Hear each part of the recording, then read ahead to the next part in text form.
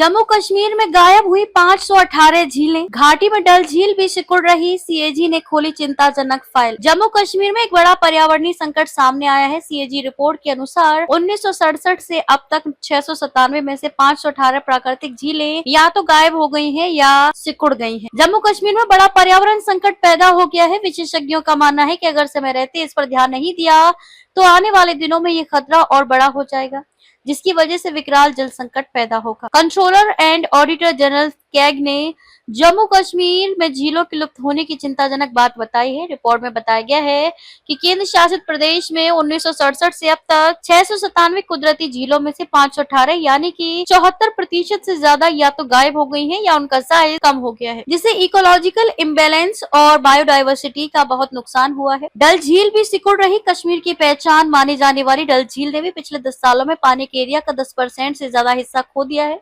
एक सरकारी ऑडिट में अतिक्रमण, बिना ट्रीटमेंट वाला सीवेज और कमजोर मॉनिटरिंग को इसके इकोलॉजिकल नुकसान के मुख्य कारण बताया गया है।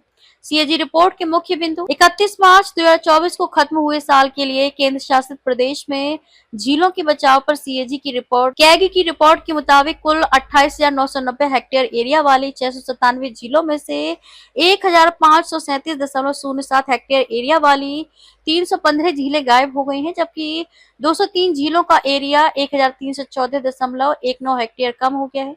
रिपोर्ट में कहा गया है कि 518 झीलों में कुल 2,851.26 हेक्टेयर एरिया कम हो गया है। झीलों के लुप्त होने के कारण कैग ने झीलों के गायब होने और खराब होने के लिए मुख्य रूप से झीलों और उनके कैचमेंट एरिया में जमीन के इस्तेमाल में बदलाव, साथ ही जंगलों की कटाई, क्लाइमेट चेंज और बिना नियम की इंसानी गतिविधियों को जिम्मेदार ठहराया। ऑडिट में जिसमें 63 सैंपल वाली झीलें शामिल थी, जो कुल झील एरिया का 87% हिस्सा थी। Satellite imagery, remote sensing data और फील्ड वेरिफिकेशन का इस्तेमाल करके जगह और समय के बदलावों का पता लगाया गया। डल झील की स्थिति। भारत के कंट्रोलर और ऑडिटर जनरल कैग के अनुसार झील का खुला पानी का फैलाव 2007 में 15.40 वर्ग किलोमीटर से घटकर 2020 में 12.91 वर्ग किलोमीटर हो गया, जो 10.15% की गिरावट है।